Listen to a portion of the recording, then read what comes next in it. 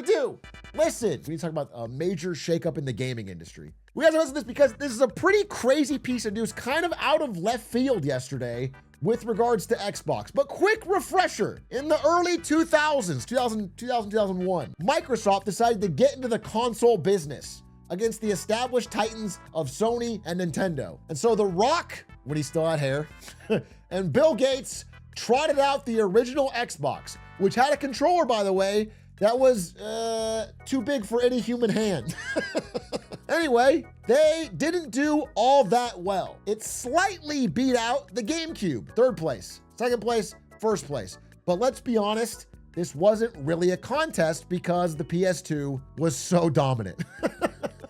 GameCube and Xbox basically traded, a distant third, all right? PS2 was the most dominant console of all time. And the Xbox, rightfully, probably would have been dead if not for a little game called Halo Combat Evolved, which turned out to be a massive, massive cultural success and kept the console alive. And Microsoft was determined to double down. They saw potential. They had already beaten an established juggernaut in their first generation. They were gonna go for the fucking jugular of the top of the market. Enter the Xbox 360. If you are American, this was probably your console of choice growing up because it was so dominant in Americas, okay? Nintendo, because they got a distant third, abandoned the console race altogether and did something different. They went with the Wii. This is probably also your childhood. The Wii sold the most, but had a very small attach rate because everybody just played Wii Sports.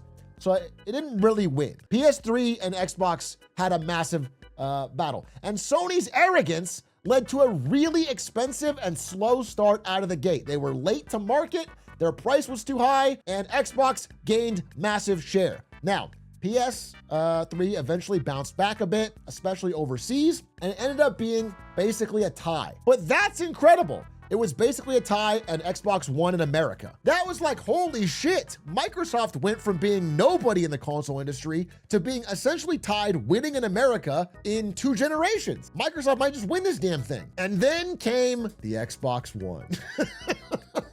And the arrogant boot went to the other foot. They look at Sony's awful launch of the PS3 and said, we can beat that. And they had this launch. Ladies and gentlemen, introducing Xbox One. TV experience. TV. TV and movies. TV. Xbox. Watch TV. TV. TV. TV.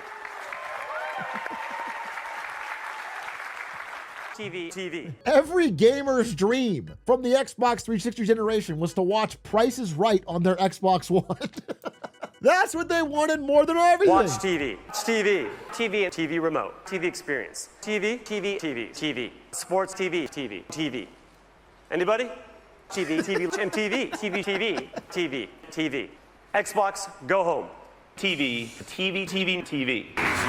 Sports, sports, sports, sports, sports, sports, This guy. sports, sports, sports. Sport, television. Television, TV, television. Television, television, television, TV, TV, TV. Xbox is about to become the next water cooler. Sports. Television, television, television. I'm thrilled to announce a live-action Halo television series. Oh, I'm sure that'll be great. TV, sports, sports, sport. Television, TV. TV, TV, TV.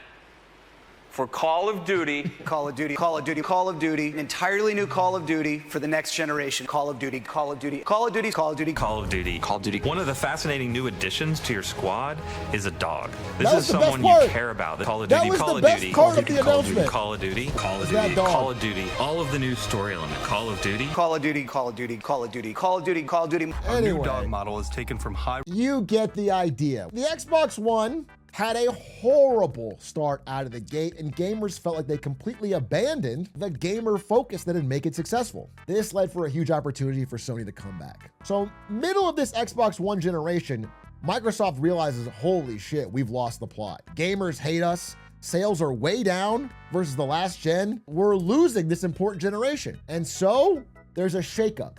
There's a new leader at Xbox. Enter Phil Spencer. Phil Spencer, at the time already a 20-year veteran of Microsoft, worked his way up from an intern in the gaming division. This guy, truly, at the very least, a bona fide gamer.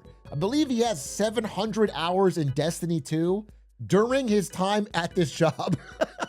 Like a true gamer. Like he's been in the trenches. He has made mistakes, don't get me wrong, I'm gonna talk about him in a second, but at the very least, cares about the product, uses the product, is a gamer. So him and his compatriot here, Sarah Bond, he's the CEO of Xbox, I'm sorry, and she's the president, one step below. They had this task of turning around the Xbox, and they sort of did. Under Phil Spencer, they were able to stem the bleeding in the Xbox One. They were able to make some major acquisitions.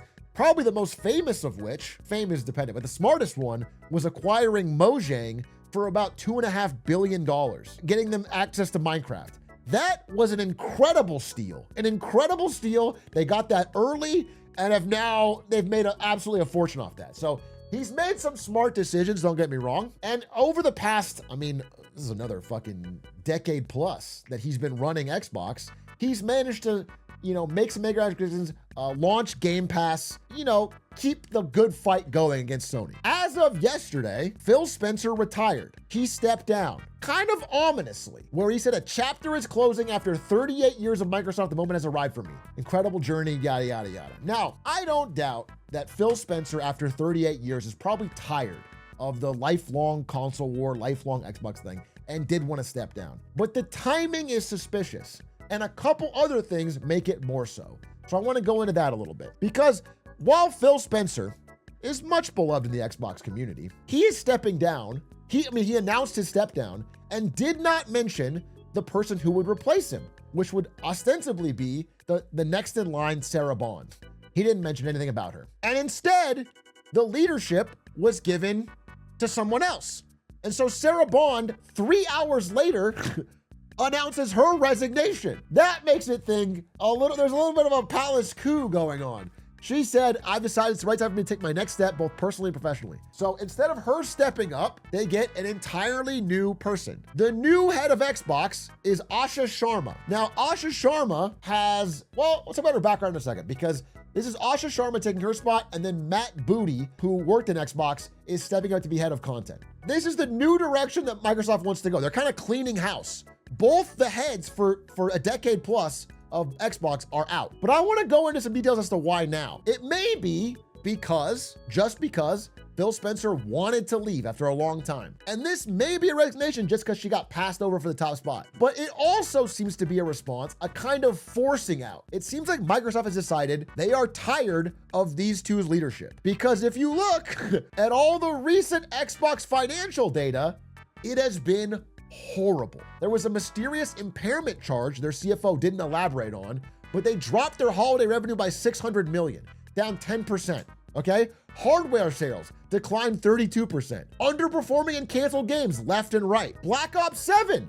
Again, they spent a ton of money to acquire Activision Blizzard, largely because of the power of the Call of Duty franchise. And then immediately, Black Ops 7 has the worst sales ranking in the US since 2008. I think $1 billion write-down from the previous Call of Duty game. Additionally, because they put part of they put this one on Game Pass, they lost an additional $300 million from that. They spent all of this money to acquire it, and then all the sales are way down. At the same time, because of that, Xbox has to hike the price on Game Pass. So they're hiking the price 50% from $19.99 to $29.99, which means gamers, which are already angry about the declining quality, are now getting angry about the rising prices. The recent leadership of these two, while I do respect Phil Spencer a lot, don't get me wrong, he's a clear gamer, has been spend an absurd amount of Microsoft's credit card to buy huge gaming developers, then the games they make underperform, then the console sales underperform, then the prices go up, then the gamers get mad. It's been L after L after L after L. I mean, look, Xbox hardware revenue has been dropping for 2 years straight. Year over year over year over year over year. Every single quarter, they have 10, 13, 7, 8, 3%. Less than the previous year. And this last one, this holiday one, was down 32% year over year. It was a horrible, horrible disaster of a holiday season. When you have an absolutely atrocious holiday season, and then you resign, I've been around the block in the corporate world for a while. It seems a little bit more than like you just decided this is my time. It feels like there was a push from corporate to hit the fucking bricks. It's the classic thing is you say, I'm spending time with my family. And that's what it seems like Phil Spencer is doing. He's hitting spending time with his family, and they didn't want Sarah Bond to keep this strategy going. Now, to be clear, let's look at some of the record here. Since they've acquired all of these different studios, the overall tracker on how those studios have performed is 20,000 layoffs. They've closed Arcane Austin, they closed Tango Gameworks, they restructured the initiative, Blizzard layoffs, ZeniMax layoffs. Like, none of this has been successful in the growth of these, like all the promises they made when they acquired them, there would be no layoffs, that they would grow the companies, they would bring them back to basics, have not panned out. Additionally, maybe this would be like, because the gaming industry is in a bit of a shakeup right now. A lot of things are underperforming. A lot of traditional business models are being changed, but it's extra a pain, it's an extra stick in the eye when at the same time as all of this disaster, Sony is having the most successful generation in PlayStation history. Sony, despite not spending all this money on acquisitions, is making money kind of hand over fist. They're having their actual best year ever. And PS5 has now officially outsold every Xbox console ever released. This includes the Xbox 360, which was the previous high watermark for Xbox. And I just want to remind you of something a certain streamer said back in 2021 when both these consoles first came out. PS5 rolls and smokes the Xbox. Everything that I've seen, and again, I've done other videos on this subject where I was a little bit more neutral. The data is clear. Everything I look at is telling me PS5 demand is... Yeah, he goes on. Anyway, look at this baby H-Rock. The sales were neck and neck at the time. All the comments were telling me, the comments even a year later, 2 years later. This is a year later, this is 2 years later. Xbox prediction aged bad. Man, this video's kind of aged poorly. Seems like PS5 didn't exactly roll the Xbox. Well, it turns out it did. Because as we take a look at the sales, it turns out after a few months where you couldn't get either console and they were kind of close, the gap has only been widening. Xbox has gone completely flat and PS5 has gone to the moon. I think we're up to a 50 million unit gap. And this, by the way, Xbox Series X is 11, right now, as of today, as of 61 months since launch, is 11 million units behind where the Xbox One was at the same time. That's not even a good console. So this generation overall has been a flop. For all the money they spent, all the attempts to monopolize the industry, all attempts to get all the big developers, it has been a colossal waste for what Microsoft's larger goals are. In fact, it is done so bad that there's one person smiling. There's one person involved that is smiling, and that's Bobby fucking Kotick, because he was being sued by Activision investors for selling the company. And he said in the lawsuit, he said, look, bro, look how bad Call of Duty and console sales are doing. I was incredible to sell the company for $69 billion. He basically said, look, given that console sales are at an all-time low and Call of Duty sales are off 60% from the previous years, the plaintiff, which is the Activision investor, should be expressing extreme gratitude for the foresight we had to consummate this transaction. He's basically saying, like, I robbed them blind. I got Phil Spencer and Microsoft to pay me $69 billion for this piece of shit company. If you look back at this particular transaction, which, by the way, Microsoft, a multi-trillion-dollar company, and who has been involved in many businesses, this is their largest acquisition ever. They've never spent more money on something than they did on Activision Blizzard. The return has been 11,000 layoffs, 4 studio closures, 300 million lost in Call of Duty sales, and this massive 10% impairment charge. There's been no big win yet, and Microsoft's getting antsy. So that's why we enter Asha Sharma and Matt Booty, okay? The new heads of Microsoft, of Xbox, I'm sorry. And the way they're set up is interesting. But let's look at her background first. Unlike Phil Spencer, Asha Sharma has absolutely zero background in gaming. I'm pretty sure she's never played a video game in her entire life. All I could find from her is 10 years ago, she worked at a company called Porch as the CFO. So, my name is Asha. I am the COO of a company called Porch.com. And Porch is trying to be the best choice for homeowners to get their jobs done today. But we have a much bigger mission. We want to help people love their home. And so we have unique advantages that a lot of companies don't. We have data to help homeowners know which pros have worked on which homes at what price. Okay, so there's data on homes. Then she moved on to Meta. She worked at Meta in the product and engineering department. Then she worked on Instacart. Everyone loves Instacart. Helping with the IPO and profitability. Again, this is really important because this is kind of what Microsoft is looking for. Microsoft is looking to turn this division profitable. They want someone who's really focused on profitability. And then she worked at Microsoft as the president of their core AI product. That is the key. So the real push here is for AI. That is the push on the Xbox side, is they would like there to be an AI future direction of the Xbox product. And if you know, this is not the only division where Microsoft has been doing this. If you watch Microsoft closely, they've actually been quietly replacing a lot of leaders from around the company with core AI members. The GitHub CEO, GitHub owned by Microsoft, had the CEO resign. This is only a few months ago. The CEO resigned, same as Phil Spencer, and all of a sudden, someone from the Microsoft core AI team is leading. They're pulling different people from core AI, the core AI product of Microsoft, and putting them in charge of other divisions as the part of a way to bring this all together into a universal AI strategy. So Asha Sharma, in her announcement for this job, by the way, I want to pause real quick. Obviously, because of the nature of online YouTube console wars slop coverage, people are going to get mad at her for being a woman or Indian or not having a gaming background. I am talking about this as part of Microsoft's strategy. And I'm saying that if you are somebody who liked Xbox as a gaming-focused console service, just as a fact, that's not what they're gonna do. I have no problem with her as a person, and I'm sure she's talented at her job. But this is a strategy direction that will not be appealing to people that care about Xbox and a game-focused strategy. It's just not gonna happen. Like, that's clearly not what they're trying to do. They did not bring her in for expertise in working with developers or working with studios or trying to build the best gaming product. That's not the goal. She said, we're gonna build a shared platform and tools that empower developers. This, by the way, AI. This is AI. They're trying to build some sort of universal AI platform or tools that allow developers to create things quicker on Xbox or create something in a Minecraft metaverse or create, that's the idea, okay? To create and share their own stories. As monetization and AI evolve and influence this future, we will not chase short-term efficiency or flood our ecosystem with soulless AI slop. This is such an interesting phrasing because the key defining words give you an out. The idea is we can have soulful AI slop, but it won't be soulless. We're gonna have a lot of AI stuff. Don't get me wrong. We're gonna generate a ton of AI games. We're gonna get all of this on some sort of AI future metaverse. We've seen what Google's AI tech demo did to gaming stock prices. We're absolutely gonna do it, but believe me, it's not gonna be soulless. Again, if you listen to what she's saying, she has openly said AI is gonna be a big part of this strategy. AI has always been in games. She said it's gonna be part of this in the future. And by the way, you know, I'm not even a fucking Luddite here. I don't like Ludwig.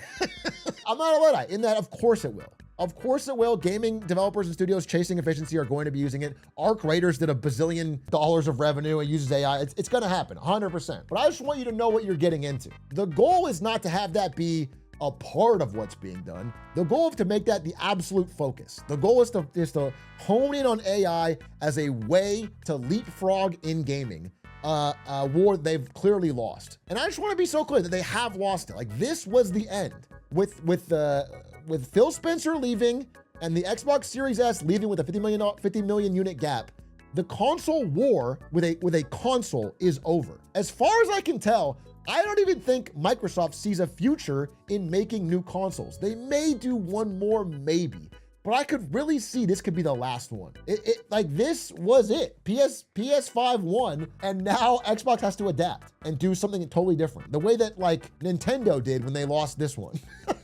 They have to go a different direction. Look, the second guy in charge is Matt Booty, and Matt Booty is the guy that's supposed to be the gamer of the two. The clear idea is that Matt Booty knows how to work with developers. He knows how the content is made. He knows how studios work. He's the guy that'll handle interfacing with Blizzard and ZeniMax and make the games happen, okay? He's got the booty for it. And he is assuring people there's gonna be no layoffs after this big shakeup. But I am a little bit concerned because that's what the Xbox leadership said after all of the previous shakeups, which did all lead to layoffs.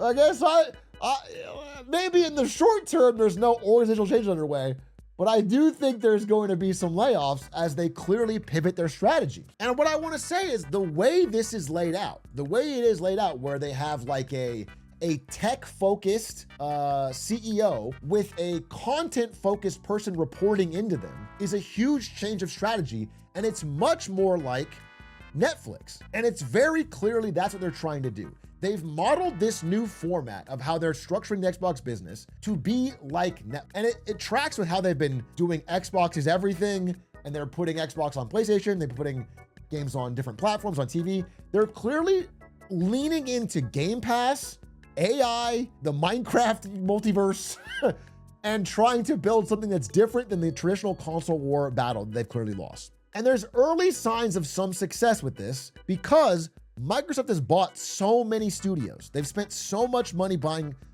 content that as of last month, again, they have this massive portfolio, right? They have Call of Duty, Elder Scrolls, Overwatch, Candy Crush, Diablo, Doom, Halo. They have so much that as of last month, they were the #1 games publisher in the world. Even though their hardware sales are dog shit, their software sales are bigger than EA or Ubisoft or anyone else. They're the biggest in the world. However, what's interesting is 64% of the revenue that allowed them to get #1 came from PlayStation. As in, right now, Microsoft or Xbox is mostly a PlayStation games company. Like, if you look at the number right now, they're the biggest publisher, and most of their money comes from people buying in-game transactions on Call of Duty on PlayStation and in-game transactions on Minecraft on PlayStation. Like, they just publish games for Sony. So that's where we find ourselves in the current day. And after spending all this money, again, 3 of the 10 biggest games company buyouts ever on Activision Blizzard, ZeniMax, and Mojang, they're kind of pivoting more into a Netflix content model. I would not be surprised to see Halo, like the next Halo, end up on PlayStation and possibly on Nintendo. I don't think they are sticking to the strategy, the losing strategy, of having exclusives on a dying console. You know, to sum this all up, Microsoft spent $75 billion buying content to win the console war.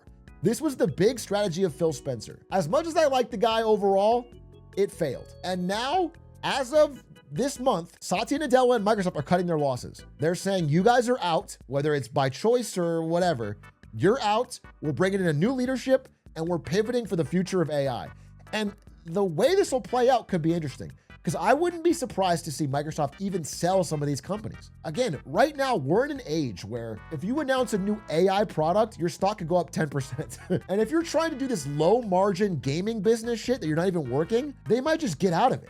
I legitimately think we're going to see some massive shakeups. I do not think we're going to see the normal, like, new Xbox console, here's some exclusives, try to do things. It's over. King, Bethesda, I think they'll keep Mojang no matter what, and that's where we find ourselves, bro. I think it's interesting. And now Microsoft is going to be an AI-driven service platform, whatever that means, wherever we go with that. But I thought it was a pretty fascinating development. And all of this is going on like under the current of 2 people saying like, oh, I had a great time, I'm resigning. But really, if you follow the headlines, it's like, holy shit, this is a big shakeup. So anyway, that's the update on yesterday. I hope you like this little brief catch up on what's going on. I want to do a larger presentation on what's going on in the gaming industry. There was a really great report by Matthew Ball, and I went through all 200 slides on my flight, and it was like, wow. The gaming industry is in a real crisis point right now, despite the revenue being at all-time records. Things are changing. So we'll talk about that fairly soon, but thanks for watching.